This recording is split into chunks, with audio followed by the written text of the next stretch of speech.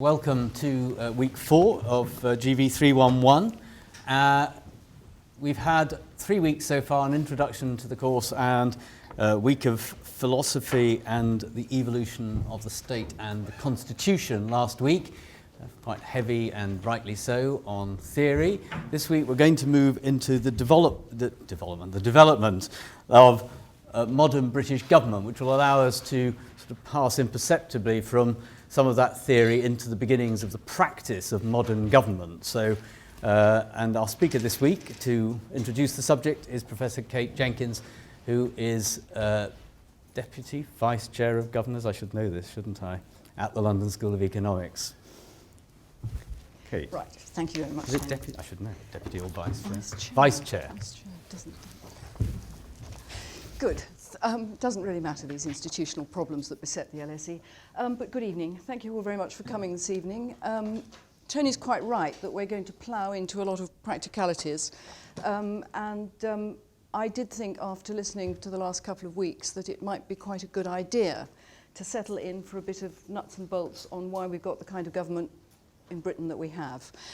So I'm going to be unashamedly detailed about this, but I hope that you'll find it interesting, because I certainly learnt rather more than I expected to when I started looking at the reality of what had been going on. But I want to take you back at the beginning of the 19th century, when Britain was a completely different place. Population of about 8 million, people primarily living in scattered rural villages. London was the only town of any size, and it was quite large. But nevertheless, the rural interest and the landowner dominated. Increasingly, trade was building up, the Industrial Revolution had begun to happen, but the landowners held the power. And what we want to look at now is how that power got transferred from the landowner to the whole population. Many of you will be aware that that has happened frequently, not only in Europe but in other parts of the world, by means of a revolution. And one of the things that I'd like you to think about as we go through this is just wonder why there wasn't a revolution. I know last week Martin Lockman said there wasn't a revolution because we got it out of the way in the 17th century. Well, we only got part of it out of the way in the 17th century, and I think what we're going to look at now is how we dealt with it in the 19th and 20th century. So here we have this relatively peaceful country, and a government primarily concerned with tax and foreign affairs and trade and private interests and law and order, but not really concerned with the mass of the population, because of course the mass of the population was not the concern of government. So when we look at what's happened to the population in the first 30 years of the 19th century, it's doubled, which is quite a lot for a country which consists of very small rural areas. And the reason it doubled was because the Industrial Revolution was really beginning to motor, and mills and factories were going up all over the Midlands and the northeast and northwest of England in particular, and they were going up and people were going there because there was work. So you see the development of really, for the early 19th century, very large industrial towns. Manchester and Birmingham, big, but there was Leeds, there was Sheffield, and there were a range of other towns specialising in particular industries, which were growing up. Overnight would be too extreme way of describing it, but were growing up very fast indeed. And they were growing up without any arrangements, effectively, for the people living in the industrial towns to live in tolerable conditions. There was very little local government. There was no intervention by the national government. There were no roads, no sewers, lousy housing, no schools, very few churches. There was, in most of these places, virtually nothing except rows of scrubby houses put up by the mill owners and the factory owners who wanted to encourage people to go and live there. Furthermore, when we look at population change further on in the century, Tony, we can see the same thing happening, which is that doubling of population between 1800 and 1830 doubled again in 1860 and continued to rise up to 1900, and then, as we know, continued to rise up to 60 million now in the 20th century. So you've got a constant pressure of population, and most of the people who form that increase in the population are industrial workers working in these very large towns and working in London, which was another honeypot for people to get jobs of some kind. And what happened as the population growth continued was that what were already bad conditions deteriorated still further. And what we were looking at was a government which was completely detached from the conditions that were building up. And furthermore, not only was the government detached, but the people who owned the mills and worked in the large towns had no voting rights at all. So we want first to look at what the electoral situation was in 1830 when those 16 million people were around. And the first thing was that the electoral situation was totally chaotic. There were about probably 10 or 12 different methods of voting, and it depended on where you lived and who the local big boss was. There were some towns where the town was simply owned by the local landowner, and it had grown up on his land, and so he owned the voting. There were towns which consisted of a pile of stones, where there'd been a flourishing town some 500 years before, and people were entitled to send members to Parliament. The person who owned that pile of stones was still entitled to send 2 members to Parliament. And there were 57 boroughs, which were quite respectably sized towns, who were entitled to send 2 members of Parliament. And out of that 57, it was reckoned that only 7 had any chance of making an independent choice of MP. All the rest were sewn up by the local landowning interest. So the situation was really pretty unsatisfactory. And the electorate in total, for a 16 million population, was 500,000 people. And furthermore, a large number of those people who were entitled to vote or owned the voting patterns actually had seats in the House of Lords because they were members of the aristocracy. So what you had was, you will remember last week Martin was telling us about the power of Parliament and the way in which Parliament could slowly develop as a controlling mechanism. Parliament is sovereign, was what he said. If you could control Parliament through the Lords and the Commons, even though occasionally a monarch would flex his muscles and say he didn't approve of something, broadly speaking, if you control both houses of Parliament, you could do what you wanted. And if you were the landowning interest in Britain, in 1830, you could pretty well do what you wanted. You controlled some really rather nasty elections, for which we have a Hogarth. And I don't think Hogarth was exaggerating from the descriptions I've heard of how elections were carried on. People are taking free food into rather drunken electors in that building. They're beating people over here. There are pigs running around. There are more parties going up there. And I think the person in the chair is supposed to be the sitting member. And this is a reasonably clean and tidy picture of elections pre-1830. I've seen others which really I don't think bear exposing here and enlarging like this. The situation was very bad. And the group that was particularly perturbed were the wealthy mill owners, who had considerable interests in trade, and some of them were exceedingly wealthy, and unless they moved to be somewhere where they could vote, they had no chance of voting. And on the whole, nobody really wanted to move to go and vote under conditions like that. So what then became a fairly familiar pattern of protest developed in the 1820s and 1830s, which was mass meetings, pamphleteering. Small, rather middle-class reform clubs would meet over a drink and a pipe to discuss the necessity for reform. And the process built and built over the 1820s, so that by the time we got to the beginning of the 1830s, there really were riots and there were petitions. And one of the nastiest tricks which the reform clubs had thought up was they threatened a run on the banks in provincial centres. There was also a threat to pull down the gold reserves from the Bank of England, at which point the government started to take things seriously. And those of you who've done a bit of European history will know that in 1830 things were happening across Europe, which also made governments feel a little uncertain. So finally, in 1832, the first reform bill was introduced into Parliament. Tremendous excitement. Everyone said the world is going to be different. And it took 3 goes to get it through the House of Commons and the House of Lords. But finally, in 1832, the Great Reform Bill was passed. There's a wonderful diary entry by someone who said, "This evening I dined in the streets of Aylesbury with all my friends to celebrate the passing of the Great Reform Act, and I wore my blue swallowtail coat." It was obviously a great occasion, until they looked at the small print.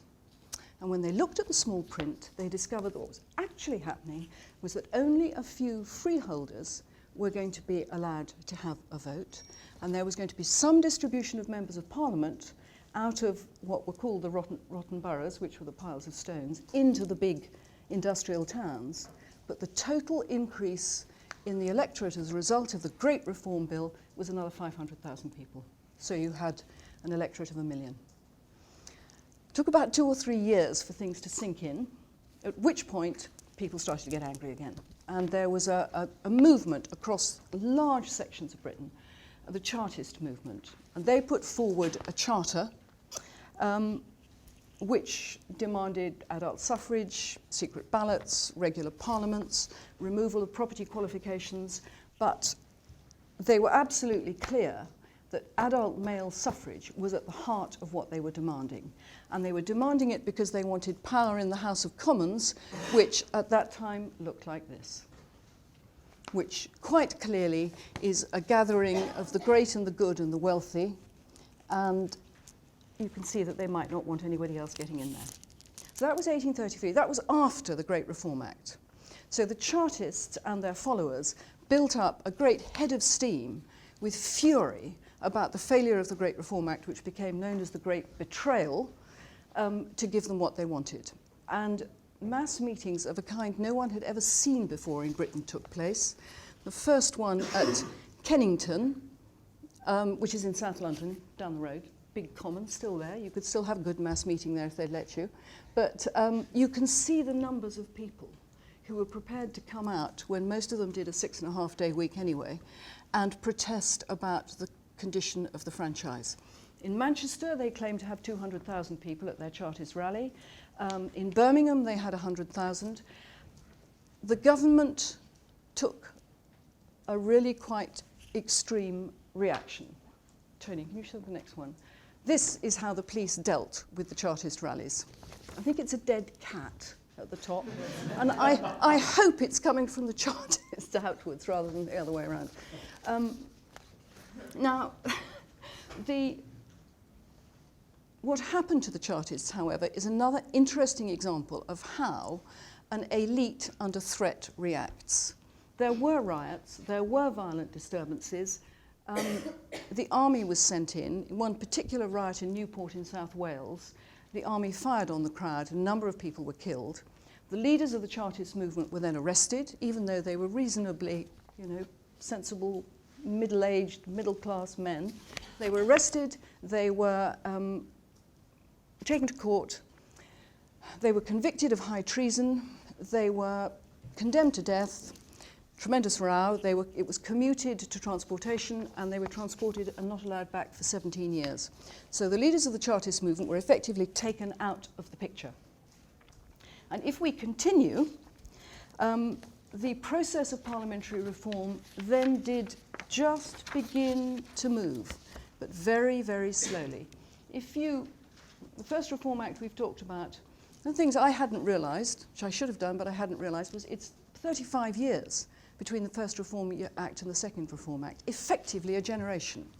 And the second Reform Act, which was introduced after the usual, as I've said, riots, marches, collections, petitions, simply extended the franchise to leaseholders in towns.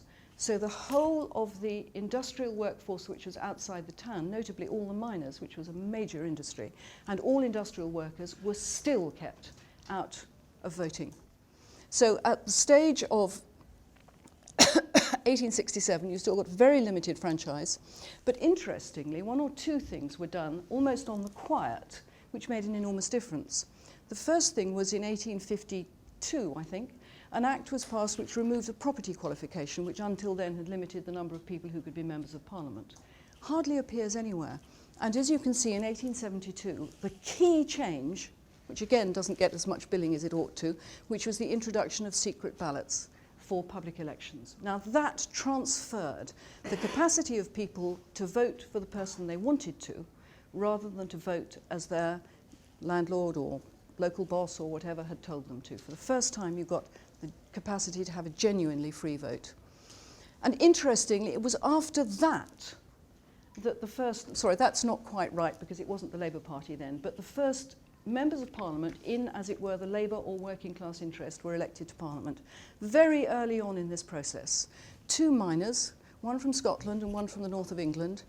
And when they walked into the House of Commons, which looked very like that picture we saw a few slides back, it must have been very, very difficult for them. I think it was a pretty brave thing to do. House of Commons isn't known for its courtesy. I think they must have had a difficult time.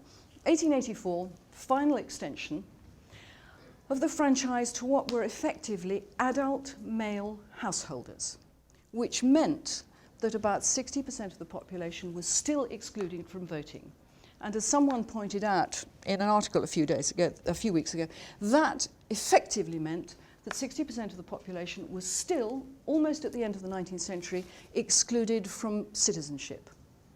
And I think it's part of the extraordinary reluctance of the establishment to let go, which really does hit one when you look at how long it's taken, even to get to this stage. And I think the electorate in 1884, we'll have the figures a bit later, the electorate in 1884 was something like 5 million. Nothing happened again until 1918.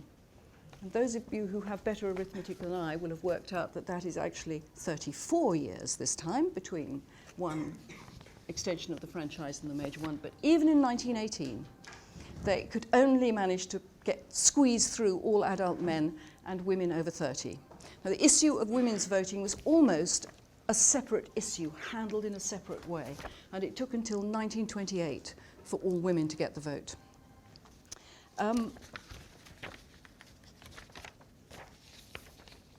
If we just look at how we got to this point, what isn't on that slide is what happened in 1911, which was an agreement between 1909, an agreement between the suffragettes and the Liberal government, that if the suffragettes, and I assume most of you know that the suffragettes marched and got quite violent and had extreme nationwide organisation, there was an agreement with the Liberal government that the Liberal government would introduce legislation to provide votes for women. And the Liberal government didn't. And that was what produced the outbreak of real fury on the part of the suffragette movement and the much more violent demonstrations. And the government's reaction, I thought very interestingly, when you thought about it, that's someone who looks as though she might be anyone's school teacher being arrested by two enormous policemen.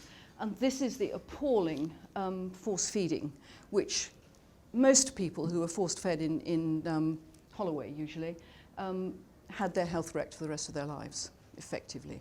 What I found was quite interesting was it was a very similar reaction to the reaction in the 1830s and 40s to the Chartists.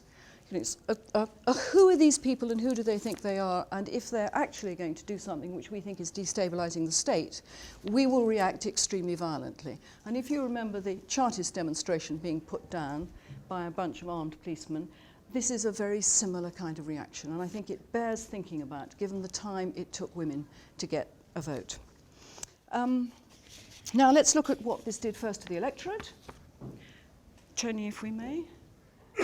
5.5 million in 1885, 29 million by 1929. And that was the difference, adding that extra 60% of the population, voting population in. And I just at the end put the 2010 figures, where the electorate's gone up to 45 million, and voting is not the same proportion of the electorate that it was at the beginning of the 20th century. But we'll come on to that later. Fine. Now what I want to do is look at what really happened with government. You finally got the landowning interest to some extent to one side, and you finally got people coming into Parliament who understand what the conditions are for the working population. The main gainers, you might imagine from this, were the Labour Party. There were 57 MPs in 1918 and there were 287 in 1929. But one of the things that is noticeable about what happened subsequently is that while everyone could vote, it was not the case that everyone got into Parliament or government and shared power. And if we look first at the numbers of women in the House of Commons, you can see, don't worry about the detail, I mean it's the shape that's of relevance, you can see that really it's 1997 before you even get anywhere near 20% of women in the House of Commons. So that today, the House of Commons is 78% men. And in case you think the freer ability to appoint to the House of Lords is a good thing, in the House of Lords, the proportion of men is 78%. Some figure that politicians seem to like. Now, the consequence of this, of course, is it also affects the flow through into government. And this is why, this is the excuse put forward also, but this is why, if you look at the cabinet and you look at junior members of the government, you are again looking at about 80% men.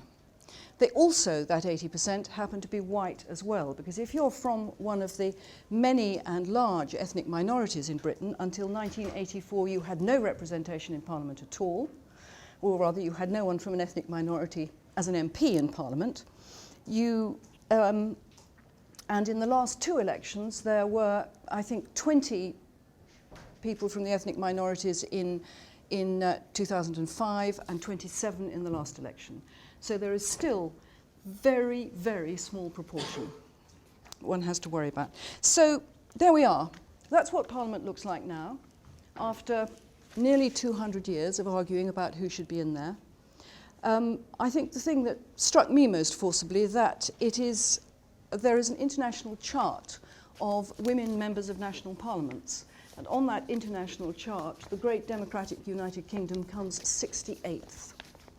And if you look at some of the governments that are above the 68 level, a large number of them have been persuaded by the British government's aid organisation of the importance of having a substantial proportion of women in Parliament. Just doesn't seem to happen at home. Right, there we are. That's where we've got in Parliament, and these are the people who are taking the decisions. I now want to look at some of the decisions that have been taken, which have materially affected the way government operates. And I want to start by looking at the origins of the welfare state. This is before we had anything that looked even remotely like a welfare state. We go back into the 19th century, and this is where we look again at the social conditions that I talked about at the beginning. There wasn't really a rush of MPs until the 1890s, when the Independent Labour Party first took some shape in the House of Commons. This is Keir Hardie, who's one of the great heroes of the Labour movement, and put that up both because you can see Keir Hardie and see how different he looks from the guys in 1833, but you can also see that he's in the classic centre of British political debate, Trafalgar Square, with the lions behind him, and he's got an audience which is an audience of basically working middle-class people who really now, by the 1890s, feel that they have a stake in government. And Keir Hardie was clearly well worth going out to listen to. But much of the local work, which had kept the British population from total destitution, was done by local government, was done by voluntary associations, and was by volunteer workers. And there was enormous amount went on in amongst some rather cracked and inadequate local arrangements that desperately tried to keep people in tolerable housing, tried to develop reasonable sewage and water arrangements, tried to keep schools going. But the thing that was lacking in the 19th century was a competent central government machine. The Parliament passed innumerable acts of Parliament, and it's very noticeable that they pass a Factories Act, and then 10 years later there's another Factories Act, and 10 years later there's another Factories Act. And one begins to think that this is because the first one was so defective you had to pass another one, and the same thing happened with the mines, the same thing happened with the welfare of children. Not only were the Acts of Parliament inadequate, but there was no follow-through. There were very few inspectors, and there was no real follow-through to say, are you implementing, subsection 23 of the Factories Act, or are you not? And if you're not, the chances are the children working underneath the mill benches are suffering severely in consequence. So the lack of implementation was an extremely serious issue. Services were often harsh, frequently corrupt, but there was a breakthrough. Towards the end of the 19th century, people began systematically to collect data. And it was the collecting of data that really began to demonstrate how serious the problem was. And those of you who've been to all these lectures know that at some point somebody says, and that really happened at the LSE. But in this case, it really did, in the sense that Beatrice and Sidney Webb were very important, together with Bernard Shaw, in the foundation of the Fabians, who really began turning out material in the 1880s. And they founded the LSE. It's the only bit of mill. But what they did demonstrate was how bad conditions really were. This is the corner of Houghton Street in about 1880. Does it say? Oh, 1901. Sorry. Yes, so it does, 1901. Sorry, I missed that bit. The conditions were absolutely dreadful throughout London. I was reading one guy who had been wandering around in this part of London in 1883, and I decided I couldn't read most of it out because it was too appalling, but he did say, the conditions in these houses are appalling. Every room in these rotting tenements houses a complete family and often two. And these were houses, of course, with no drains, no drainage, no running water, nothing. And this was well, you know what it looks like now. We think that's where the Garrick is now. But the other very, very significant piece of information, which is also you can look at in the library, is Charles Booth's map of the distribution of the poor. This was a massive undertaking. And he mapped the whole of London and street by street and coloured in what the conditions were in the street. And this is Clare Market. You see the end of Lincoln's Inn Fields, and the blue area, dark blue, very poor, casual, chronic want, was what Clare Market was like. It was well known as one of the worst and most degraded slums in London. I couldn't find a really convincing photograph of how bad the back streets were, or rather Matthew couldn't because he very kindly did it. But that shows you.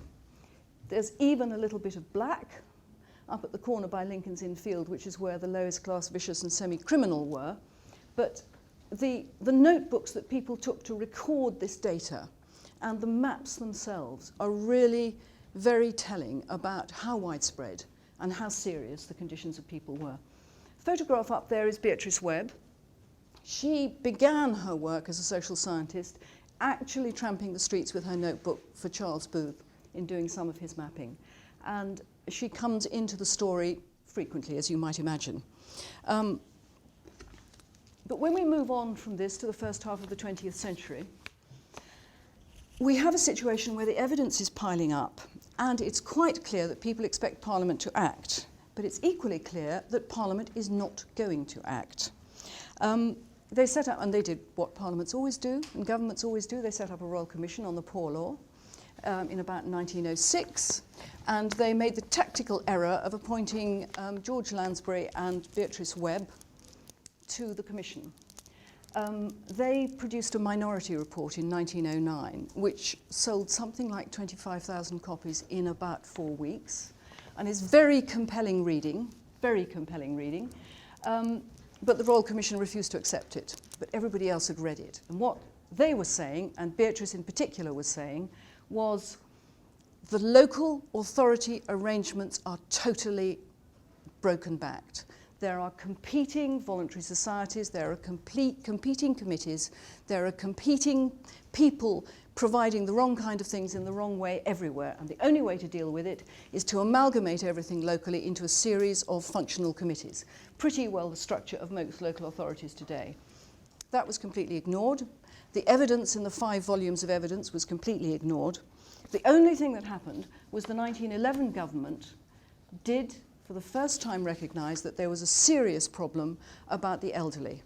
And they introduced a pension for people over 70 who were destitute and in want. And the pension, I think, was 5 shillings a week. And for the first time, the government had to think about how they were going to make something happen nationwide. And they did what governments do, which is they asked the post office to do it.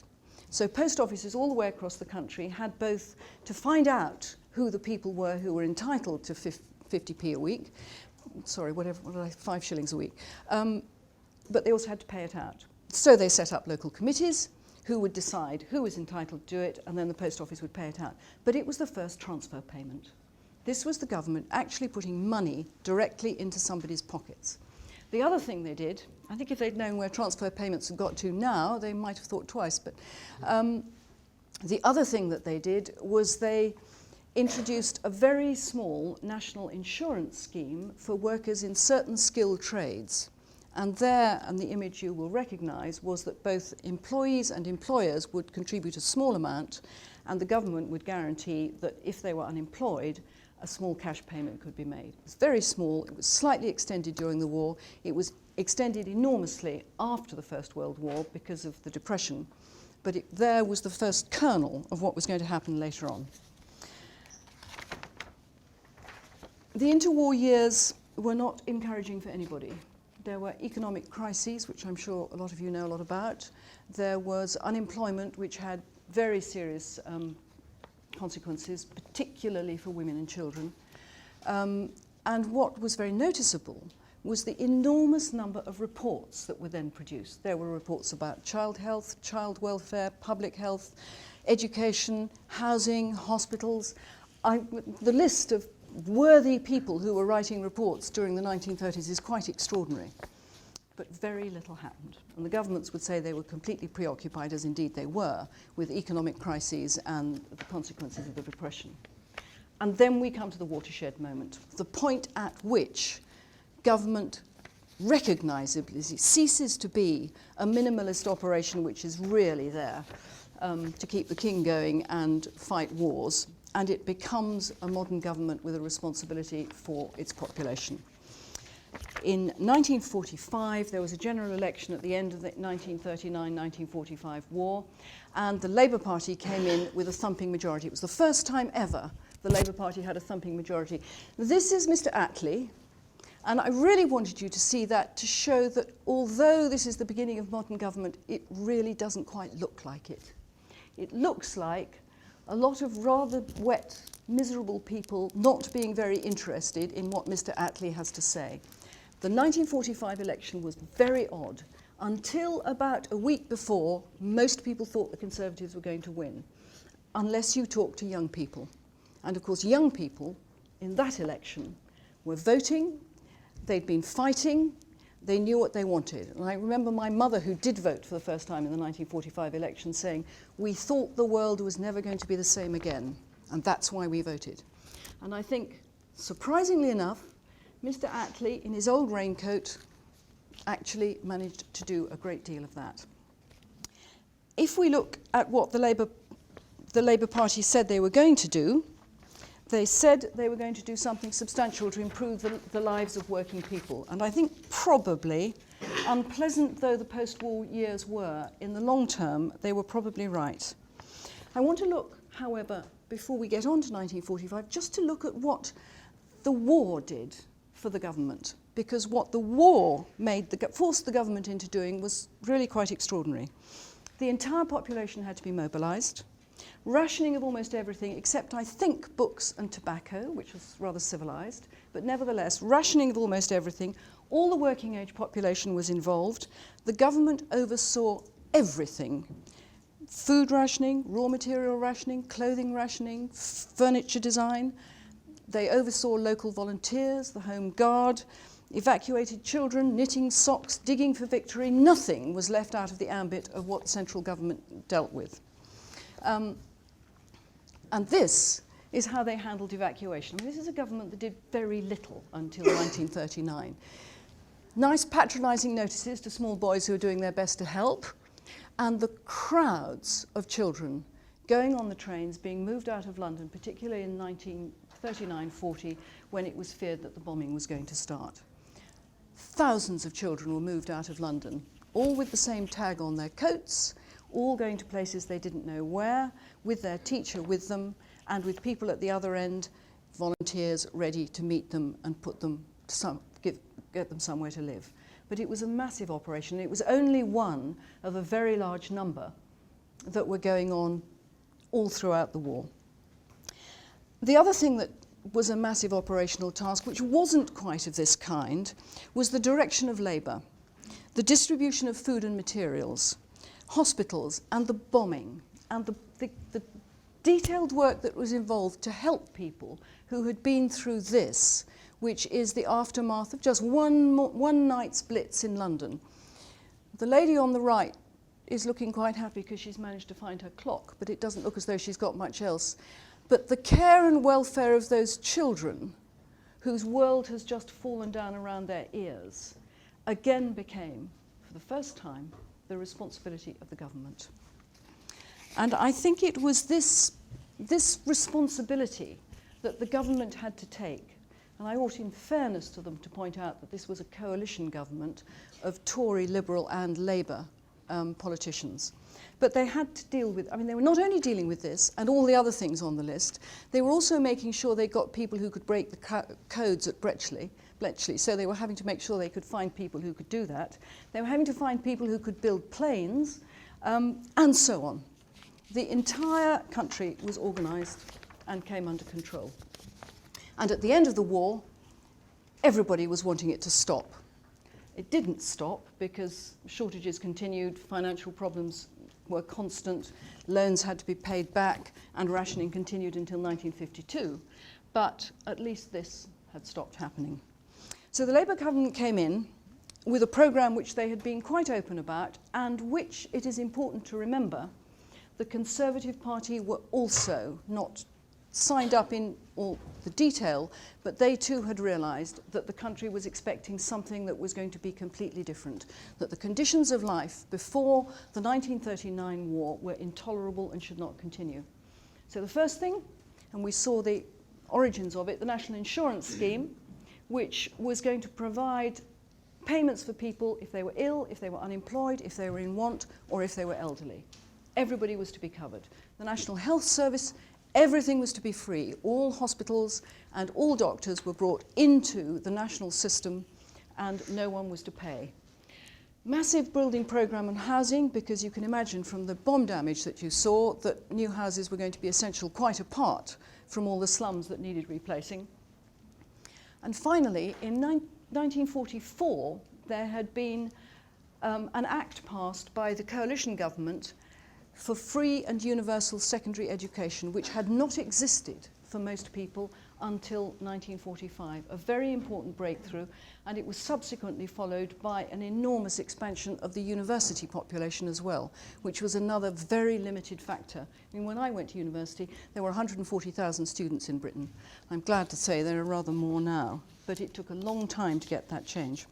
The only other thing the Labour government did which affected the size of government directly was the Labour Party's commitment to controlling the means of production in Britain.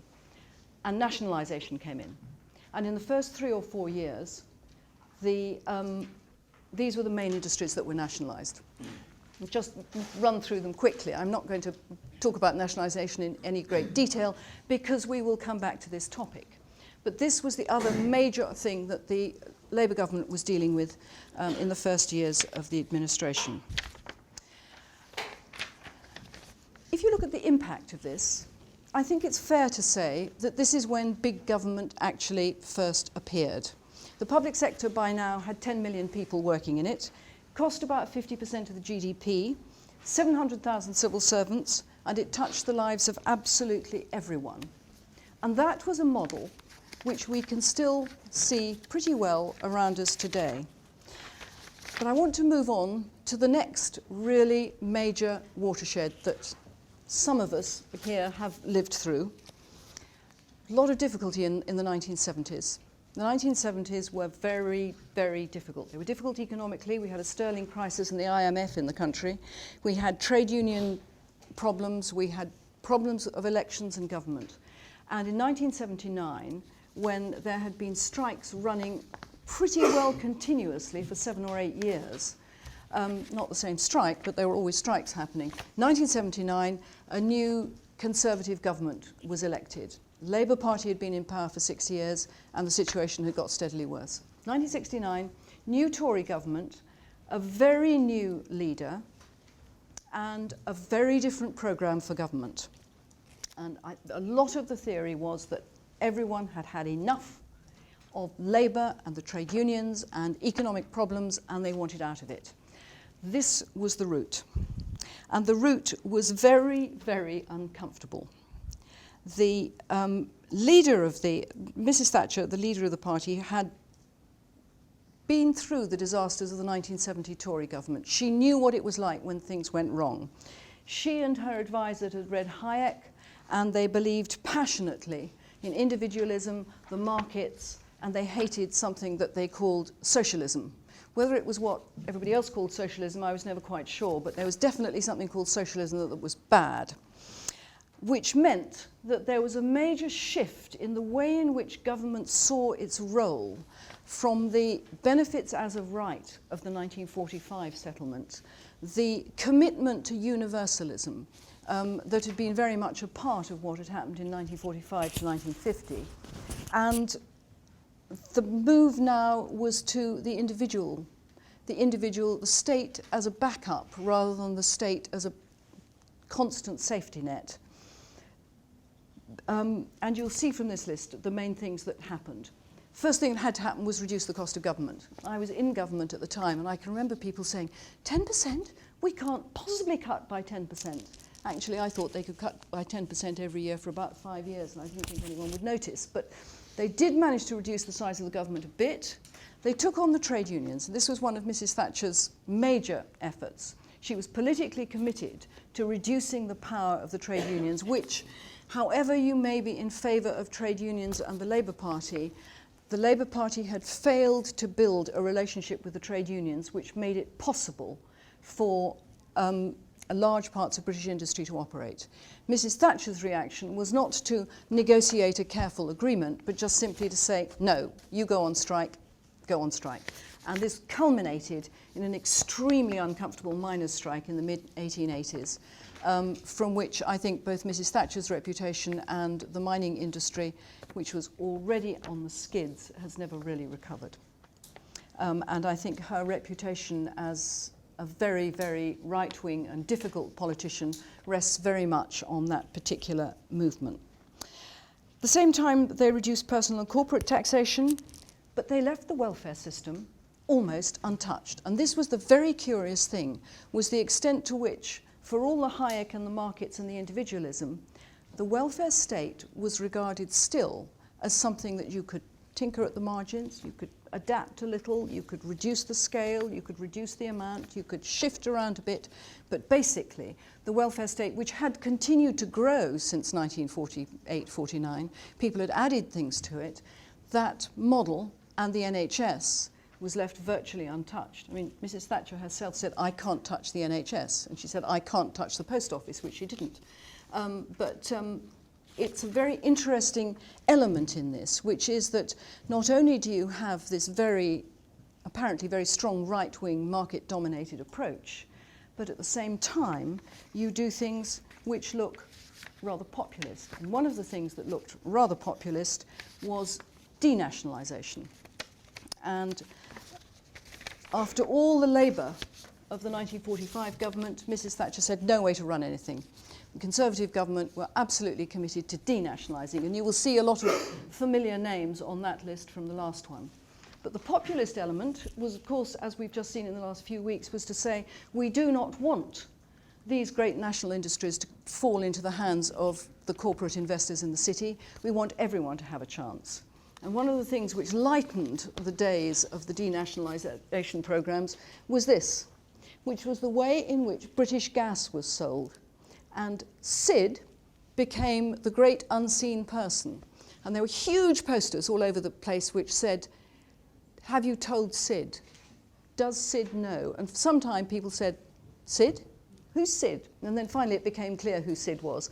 But we still haven't got a picture of Sid. What you can see is the milkman telling an elderly lady, if you see Sid, tell him prospectus is coming out on the 25th of November.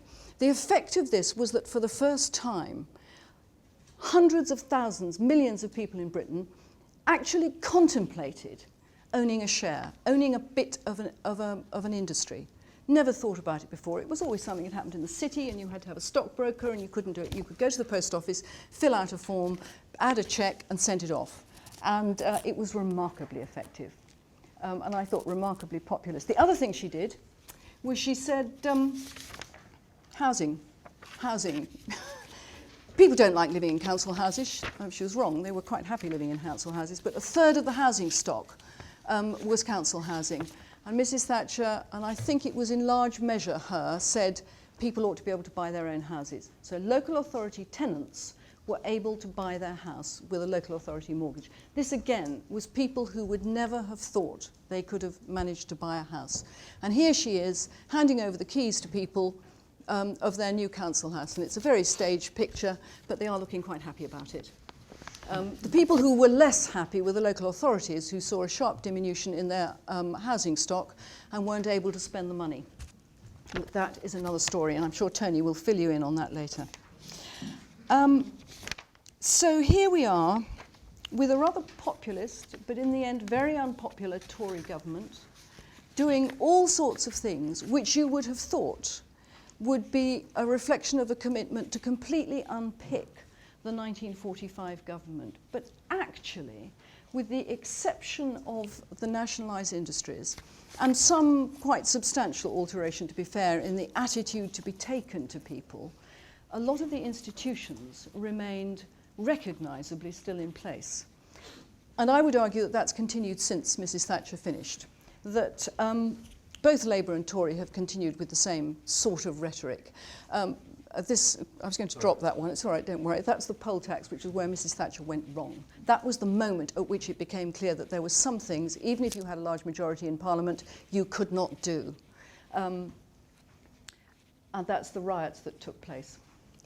But what I just wanted to say briefly ending up was that the debate increasingly became not about the scale and the scope of government, but how well government did things. And it's the 1990s was the point at which people started to talk about the efficiency and the management of government. They didn't get it all right, but at any rate it became possible to contemplate that government could be better run. It wasn't just a matter of throwing money at it. There were things that you could do that could ensure it could carry out its task more effectively. But one just has to remember that although the size of government is still pretty big, there's better control of public expenditure. There really is far better control on what money is spent. And the public involvement in the welfare of citizens goes completely unchallenged. The scope is changed, but the actual involvement, the responsibility of the state for people and for all of us collectively, pretty well goes unchallenged. There's the NHS, scandal-ridden and shaken and badly managed, but nobody will touch it. It is very, very curious the way the NHS survives the most extraordinary amount of trouble. And the other last one is the protection of the elderly, the first piece of welfare activity in this country by central government. That too is now a no-go area for politicians because the elderly have an unfortunate habit of voting. So, British government today, what are we looking at? These are roughly the figures now. Population of 6 million, still around 500,000 civil servants. People keep shaving 20,000 or 30,000 off and failing to notice that if unemployment goes up, you need more civil servants. About 6 million public employees, the budget of 719 billion, I don't know what they do with it, and ministers and their supporters who are technically accountable for how all that money is spent and what government does. And next week, we're going to have a look at how they actually do that and with what consequences. But that's how we got to where we've got to today. Thank you very much. That is an extraordinary amount of British parliamentary and indeed government history within 53 minutes, which thank you very much. I mean, I'd like to get the ball rolling and then bring in others to ask one or two questions, perhaps to expand on some of these points. At the very beginning, you made the point that there'd been a struggle to evolve a full franchise, that we started off with a tiny number of people voting, many of them voting according to what landowners or aristocrats wanted. And over a period of, well, actually 200 years, I think in 1945, the final element, in the very final element of what we can today consider the modern franchise was put in place by the removal of some dual voting. Long period, nearly 200 years to get there. And yet, as you pointed out, a number of groups, women, BME communities still not represented in Parliament. I mean, does that, do you think, have an impact on all the way through the way government works? The fact is that scale of the electorate, who votes, and the people who are elected affects what they then talk about in Parliament and the way they do government.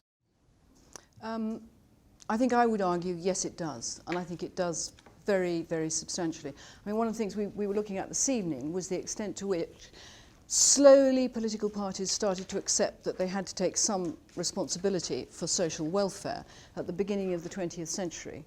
And it cannot be entirely unconnected that by then there was an independent Labour Party which was taking its votes with the Liberal Party then, but nevertheless exacting a price for it. And the price then, in that very early stage, the Labour Party itself was just about becoming formed. The price was the pensions and the national insurance. So I'm sure that there has been all the way through.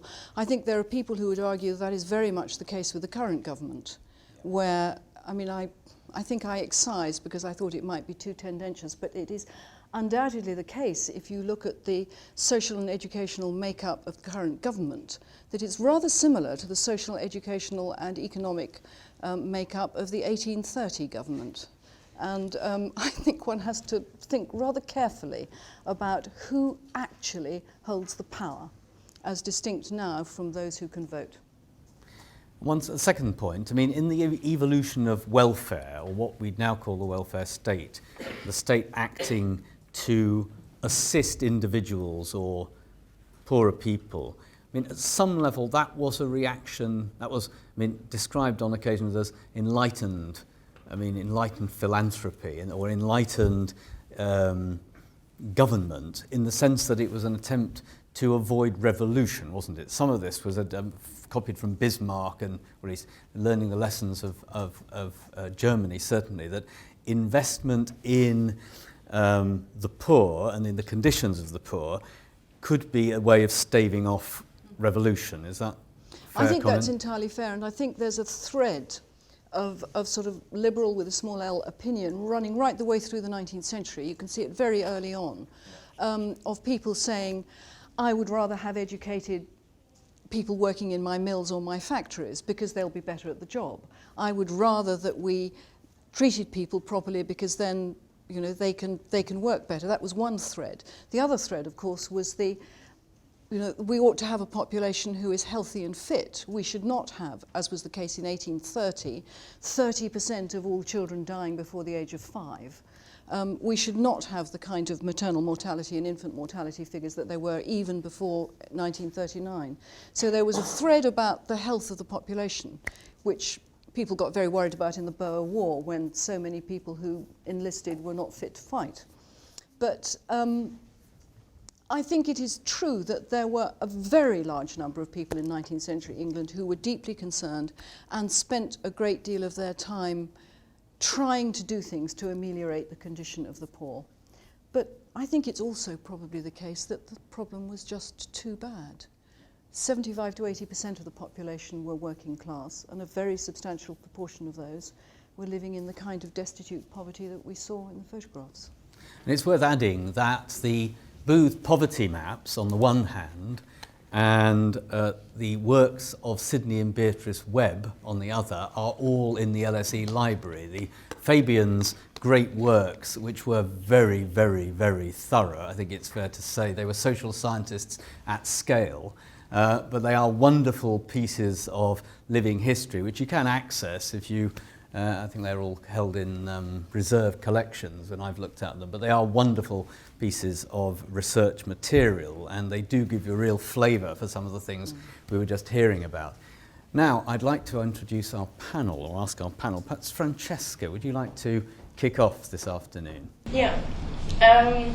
So last week we talked about the fact that, like in other European countries, the British Constitution wasn't defined by revolution per se, and you mentioned it at the start. I was wondering if you think that in the development of modern British government there was a revolution, and would you say perhaps that was the Thatcher Revolution, as we learn about in history classes?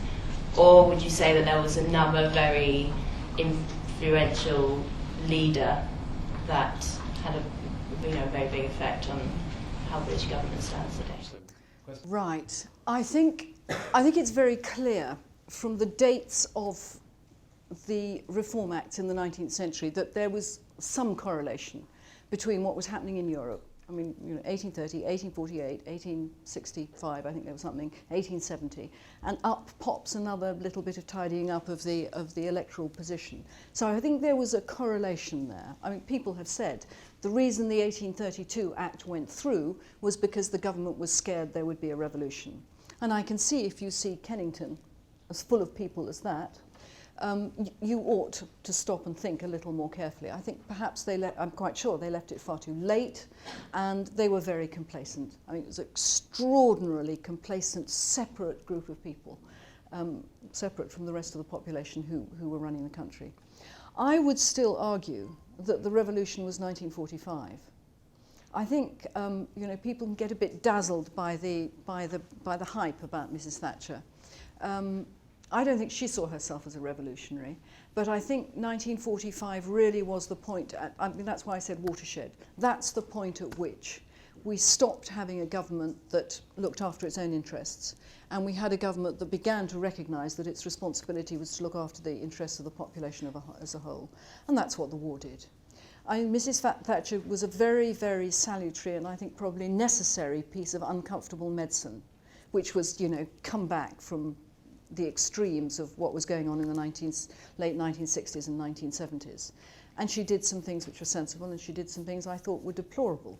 But I don't think she was as great a revolutionary as 1945. I think that's the point we should look at. Interesting thing, going back to Paul Kelly in week 2, and what he was talking about Hayek and some of the philosophical influences on modern British government. There's no doubt that Mrs. Thatcher was heavily influenced by Hayek and other liberal, small l, thinkers, and I would have thought they did see themselves, didn't they, as revolutionaries? I mean, they certainly would, others would see them as leading at least a counter-revolution. Perhaps it's a counter-revolution. Perhaps it's a counter-revolution.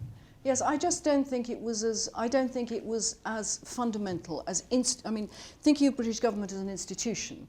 I don't think it was as institutionally dramatic as 1945.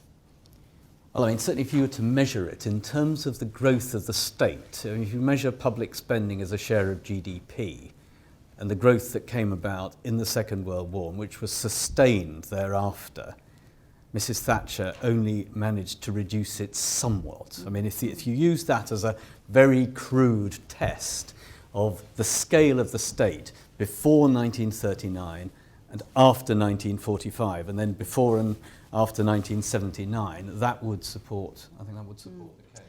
I mean, there's some very interesting figures you can dig at about, one of the things that really I watch with care is the number of pages of statute that gets passed in a year. And the thing I really have my knife into is the Finance Act, which is an absurd document, absolutely absurd. We'll talk about that. Good. Well, the current one, just for fun, has got 640 pages in it.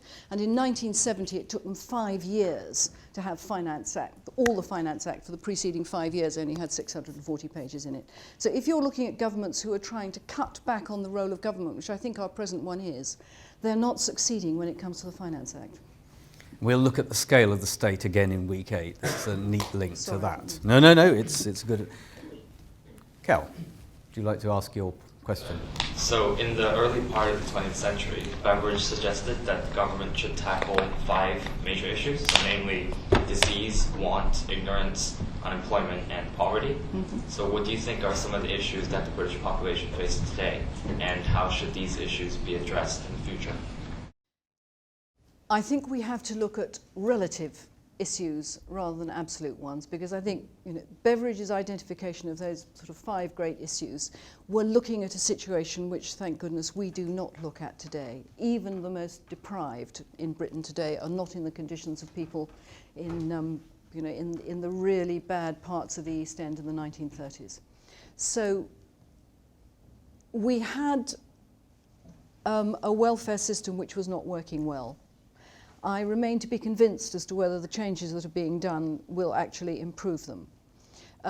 But that we need to get a reasonable system of welfare and support for people who need support, whether it's employment support or health support. I think we need to think very hard about what the most effective way of doing this is. What we tend to do is say, well, it's not working properly, and we fiddle around at the edges. Or we do something that's been done before, like the current move towards, what's it called, universal credit, I think. It is called universal credit. It looks to me exactly like what Gordon Brown tried to do in the mid-90s, whenever it was, about 2004-05, and it's going to fall at exactly the same fence, which is too complicated for the computers, basically, and they're going to make a complete mess of it again. So there are questions about how we do things. There are questions about whether we tear some of the rather aged plants up and replant them, which I think is a quite serious one, both for welfare and myself for the NHS. There are questions about education. I must admit, if I was a school teacher, I wouldn't know what I was meant to be teaching next Monday at the present moment. We have a lot of education which is very, very good. If what we do is concentrate on getting the quality of education up to a sort of median standard, that will be a very good thing to do. We ought to stop meddling. I think that covers just about all of it, doesn't it? But, what have I not covered? No, you have. I was going to make a point that Beveridge would have seen the Beveridge report undoubtedly envisaged a very small and temporary role for the state. I mean, I think that was the thing that Beveridge's view about want, to take the point you made about relative need, the Beveridge report was very much about if you're out of work, then you get a bare minimum, very close to the absolute minimum anybody is being paid, and for a limited time, with the assumption that that just tides you over to when you then get back into work.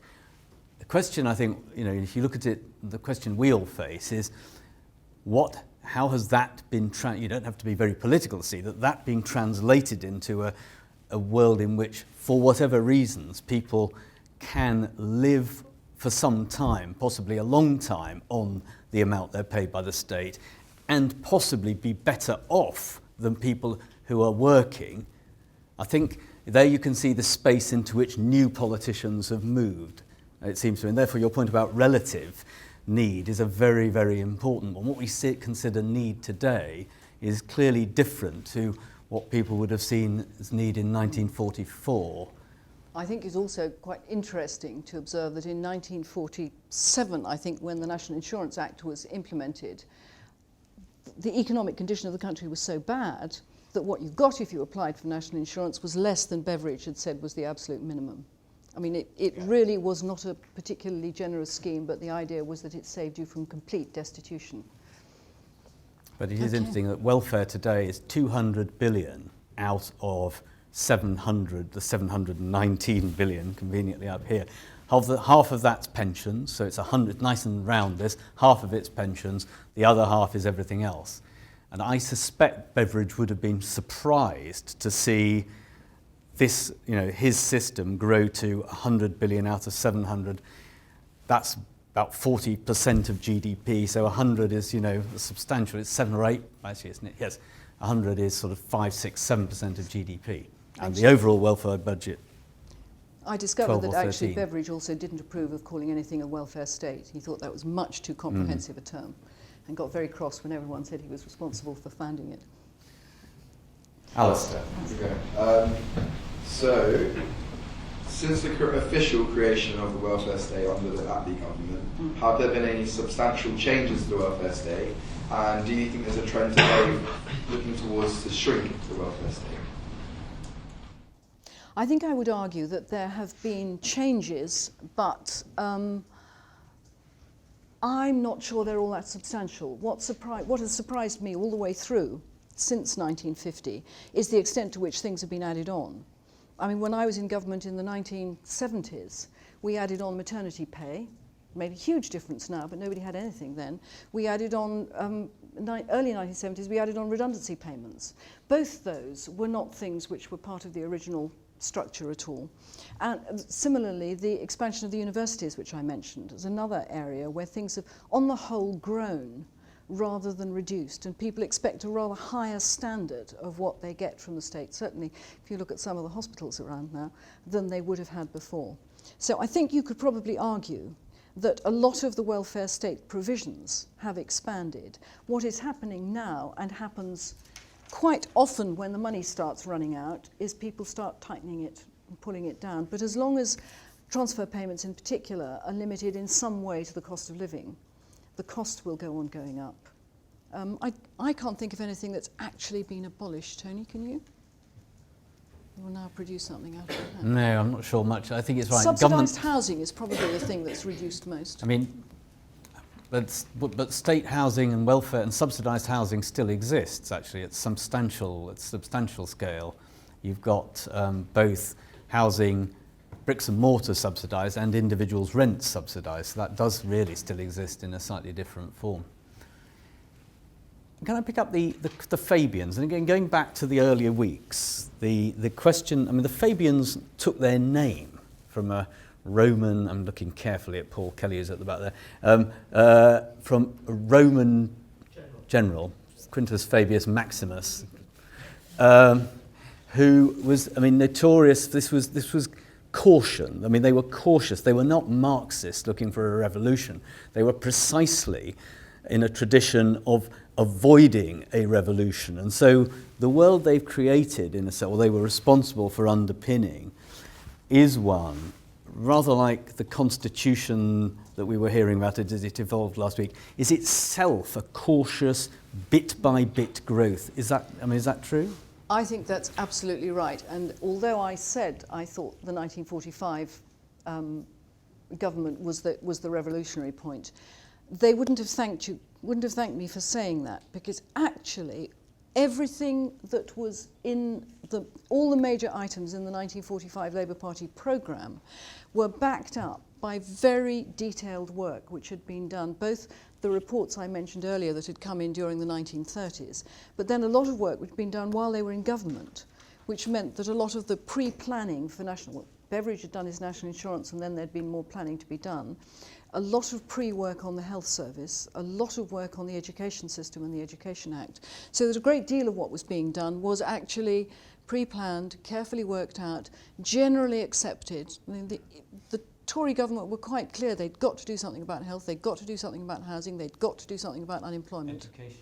Education was already through, and it was a Conservative measure.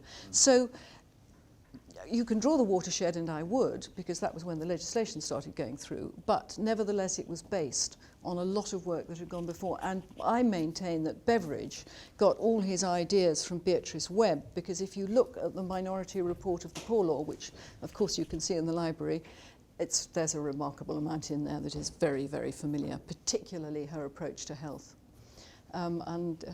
As usual, he forgot to mention her in the introduction, in the acknowledgements. But can I just say also that if you have time, the archives at the library are well worth looking at for all. There's a lot of material about this, because its great strength is the late 19th century, 20th century archive material. And there's a great deal of stuff which is just coming out now on the suffragette movement and the women's movement, which those of you who are interested in that will find absolutely fascinating.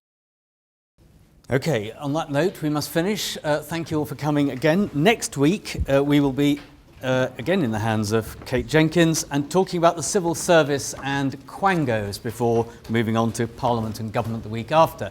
Thank you very much.